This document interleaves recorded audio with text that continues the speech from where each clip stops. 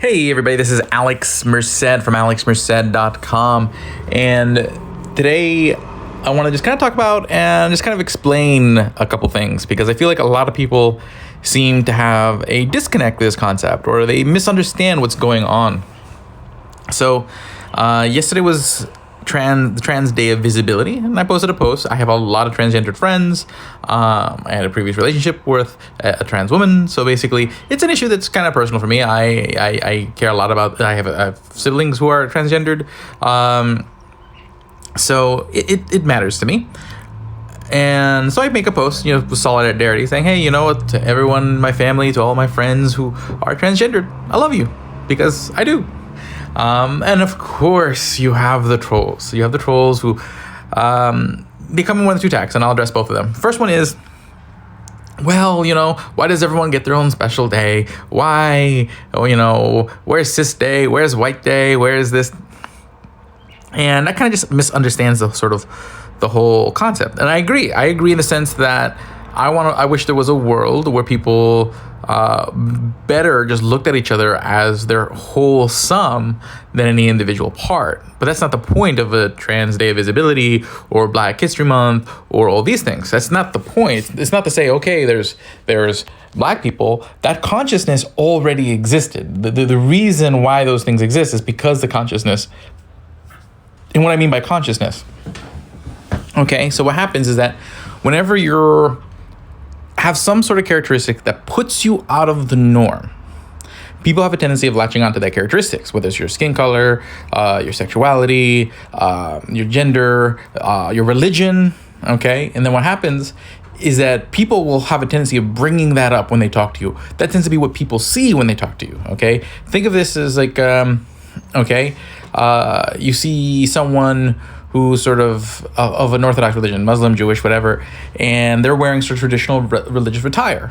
Okay, yeah, good. That tells you about what religion they are. But they may also like comedy movies. They might like they might like mini golf. They might like writing poetry on the side. But you're not even thinking about that oftentimes. Oftentimes you're just focusing on that you see that they're in this category, and oftentimes when you start interacting with them, you're asking questions about that aspect of them. Okay. Which is understandable behavior. It's just, it's understandable. You see someone wearing, something like Rangers gear every day, you're gonna start asking them about the Rangers. But there may be so much more to that person. But what happens is that when people keep asking you about the same thing or bringing up the same aspect of you, you begin to develop a consciousness of you as that person. This is what they mean by sort of a consciousness of like Black consciousness or gay consciousness. It's not that, we want that the only thing there is to the X person is that aspect of them. It's just that the world has focused so much on that it's kind of manifested itself in the way people think of themselves. Okay, for example, I was a very chubby kid, and people would make fat jokes and stuff like that. And like I'm Latino, I didn't get as much in the way of Latino comments. So this is kind of where I sometimes find myself having a hard time relating with other Latinos who've had a much more deeper experience and have developed that consciousness more, because it was more of a factor in the places they grew up with. For me, it was my weight. Okay, so basically my weight became a big part of my identity, and other aspects, my geekiness and whatnot, because these are the things that people notice, and these were the things that people brought up. Initially, I liked geeky things, but I didn't think of myself as a geek. I was a little overweight, but I didn't think of myself as overweight. It's because other people kept pointing it out. It became more and more the things that I saw. Okay, so this is where we're talking about like sort of consciousness. This is why you don't necessarily have like a white parade or a straight parade, because it's not something that people point out. People don't go, oh man, you're straight, or oh man, you're white. It's kind of like, that's generally what's assumed in a sense. That's the norm. So you don't develop a white consciousness. No one's thinking about your whiteness. Okay, and so then in that case, they're going to think about something else. So your identity may end up coming from, you might wear a particular sports team's jersey all day, so people think of you as the Rangers guy. And that becomes your consciousness. Okay? So there's certain aspects. And I think over in recent times, with a grander discussion of like race, gender, and sexuality and all this stuff, sort of a white and cis consciousness has started to raise. People are starting to notice that about themselves more and think about their whiteness, their heterosexuality more than they did before, which, that's a mix. That's whether it's bad or good or whatnot. It's just the inevitability of having this conversation. People are going to then suddenly look inwards and be like, yeah, I've never thought of myself as that before, but now that you mention it. But that's where this is coming from. The idea that there's this idea that the people sometimes get defined by what the world sees as odd. Okay? Because the things that are not odd about you aren't the things that people notice. Okay? When you drive down the street and you see a bunch of houses, the house you notice is the one that looks different than the other houses. That's the house you remember. But that has an effect on how you imagine that neighborhood. That neighborhood's not just that house, but you think of that neighborhood as a house, as the street, the block that has that house. Okay, so people have a tendency of focusing, not necessarily on the different, but on the novel. Apologize for the sirens in the background. I'm in Brooklyn, New York City, in a busy street corner near a hospital during the era of coronavirus. So there'll be sirens. So, cool. Okay, and so a lot of times the point of, like, let's say Black History Month is to show there is a lot more to people than their race. That you have Black scientists, that you have Black movie stars, that you have Black this, and that, if you're someone who grew up in my generation, that might seem obvious because you grew up with that, but there was a time where there just wasn't representation. There just wasn't, you didn't think of others anything beyond what made them another.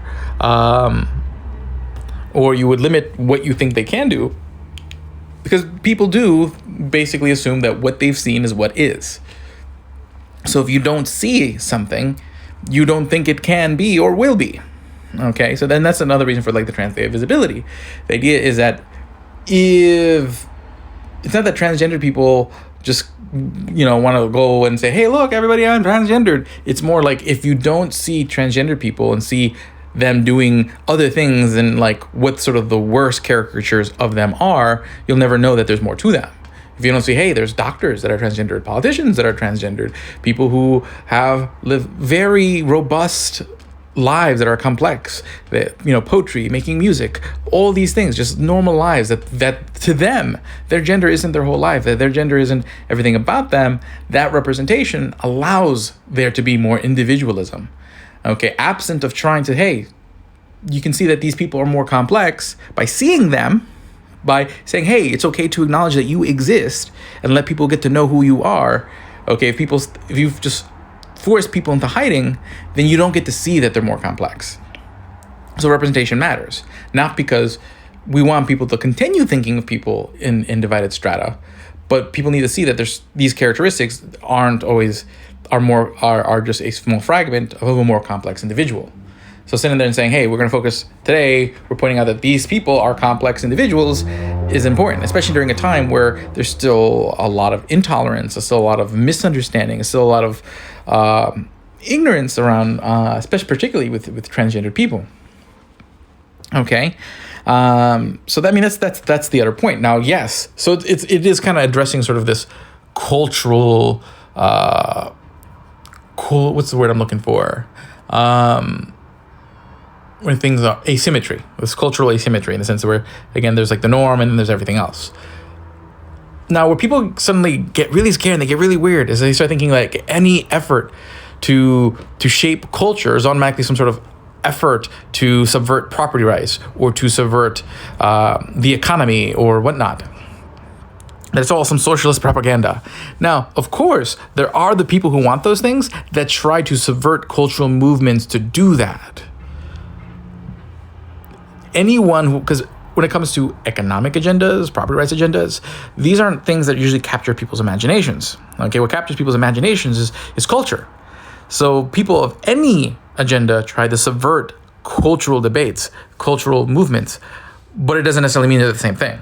Okay, sitting there having a conversation about culture and basically how our experience of the culture in the world around us shapes how we treat each other, how we think of each other, and influences the lives that we live, is a different conversation than saying, well, there shouldn't be property rights and the government should redistribute income. That's a different conversation. People subvert the first because they want to push their agenda on the latter, but they're two different things. Okay, so you can be pro, things like talking about representation and talking about race, gender, sexuality, and all these things, having conversation to move towards a greater individualism and be a free market capitalist like myself, be a, less government the better type like myself. Okay, I don't want government to be involved in the cultural battles. The cultural battle is about a discussion because it's about the decisions that we make as individuals. Okay, and if you notice that people, your friends or family, are of a category, or they belong to a community that you made certain assumptions about, that might change those assumptions you make. That would also, and then that will also improve your relationship with your family members, because once you learn to, it doesn't necessarily mean everyone has to accept and be thrilled about it, what everyone does. But there's a difference between just, being able to coexist, and that's what it's about. And it's the antagonization that's the problem. It's the antagonization that creates the consciousness and the need for these things. Okay, so when I see people respond with antagonization to these kind of celebrations, it's bizarre. And then again, you were like, where's my white parade? Where's my straight parade? It's because your consciousness is typically not wrapped in your heterosexuality or your whiteness, because it's not something that's novel. It's not something that sticks out. So people get to actually hear other parts of you. They get to focus on what sports you like, what music you like, what other things you like. It's not, because of that, people can focus on the other things that are special about you. The issues with others, oftentimes people don't look that deep because they get so focused on the novel. And that's the point of these movements, to sit there and show that people are more complex. It's not to sit there and say that we should all think of each other as separate, but to show that even though I'm different in this way, and you think of me as different in this way, I am also a complex individual who wants all sorts of things. I am your neighbor. I am your family member. I am your friend. I am your mailman. I am your TV star. I am more. That's the point. And if you don't see people demonstrating that, then what happens? All you have to live is the hearsay, all the caricatures of people that float in cultural. Okay, and literally every time I make a post about trans empowerment or something like that, those kind of caricatures are exactly the exact kind of way that people respond, only validating the need for such things. Okay, because basically then people believe the cartoon is the reality because they're not being exposed to reality. Okay, and the second thing you hear is always when the people go down to the whole, they try to use a false appeal to science. They'll sit there and start pointing science and mental health and all this stuff. And the mental health one pisses me off a lot, because you go through history, different things were considered, mental disorders. Once the time they used to commit people for masturbating. Okay, so what is mental health is a moving ball. At the end of the day, to me, mental health is being happy, okay? Being satisfied with your life. And to the extent that people can become a little bit more satisfied with their life by making changes in their life, that will make them mentally healthier, okay? Mental health is a moving target, because how do you define that? I think of it as being happy. I think of it as being able to coexist in life. Okay, so to the extent that someone has the latitude to live the life that they want to live without the interference without being interfering in others or being interfered with by others, if it allows them to be healthier, then that's perfectly fine. Okay, but again, if we're going to sit there and say anytime anyone decided something was a mental disorder in history, that's a mental disorder, that's just bizarre. And then we should just start start being anti-masturbating and anti pretty much anything we do for fun nowadays. And then when people try to conflate science and sit there and say, well, it was biological male, biological female, no one's arguing that. That's just what you're doing. There is, it's a red herring. You're making an argument that's not what's being debated, in a sense. Okay, this is not a scientific conversation, but a cultural conversation of the use of language. Okay, in making distinctions to have a language that is more inclusive. Okay, and language has evolved over has always been evolving as culture changes to adapt to changing cultural norms and to be more inclusive. There was lots of words that didn't exist before because things didn't exist yet, or words that were used differently because culture was different. Okay, so trying to sit there and say words mean things is a non-starter. Trying to say science says this is a non-starter because no one's arguing the science per se. They're arguing saying, okay, well, this is a cultural thing. We need to find a linguistic way to be able to express it. And anyone should want language to be more expressive in the sense that be clearer to say what you're trying to say. So making a distinction between gender and sex, and saying sex is biology and gender is the way you live your life is suitable. I mean, I think gender identity is a little bit more clear, and I'm all about clarity of language, which is why I like the terms like trans woman, cis woman. I think that gives a very non-pejorative clarity to language that allows us to speak and be clear about our lives and who we are, that don't necessarily incur any sort of. It doesn't give anyone any boost, and it doesn't give anyone any knock. Okay, like saying trans woman, cis woman is very neutral. Okay, no one's being told that they're better or worse. It's just a word to be clear about what's going on and what's happening, and that's a good thing. We should want language to be clear. We should want culture to be more inclusive, of people being able to pursue their own lives on a nonviolent manner. So that's my issue with sort of the nature of trolling. Again, this isn't a matter of like approval or acceptance. It's not that you have to accept how other people live their lives or other people's state. But again, it's not your life. Okay? Other people shouldn't have to be miserable. Other people shouldn't have to hide who they are because it makes you feel more comfortable. Other people, they should be able to go to the store and be able to shop without you snickering, without you. At the same time, you should be able to go to the store without them necessarily interfering you and making fun of you for the hat that you wear or something like that. Okay? That we should be able to just coexist and let our differences be our differences. But it doesn't mean we have to do that. It doesn't mean we have to ignore that we are different, that we are unique. Okay? Being individuals doesn't mean we have to ignore what makes us individuals. So hopefully that makes a little bit of clarity in sort of where I'm coming from, and the way I think about these things.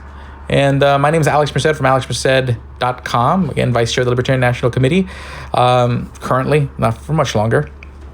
And at the end of the day, it's just we should just focus less on all these stupid debates and more on just being good to each other. Okay, if we just focus on that, okay, and stop getting so hung up on all these small little things, and then having real conversations and being willing to have real conversations about these issues. Okay, I'm not saying that everything I just said in this thing is perfectly right or dead on or whatnot, but instead of just being dismissive and angry and pejorative, sitting there, so okay, let's have that debate, let's have that discussion, let's have a genuine discussion without sort of a need to attack or demean or whatnot, would result in a much more substantive cultural evolution. So my name is Alex Merced from alexmerced.com. Have a great day and enjoy.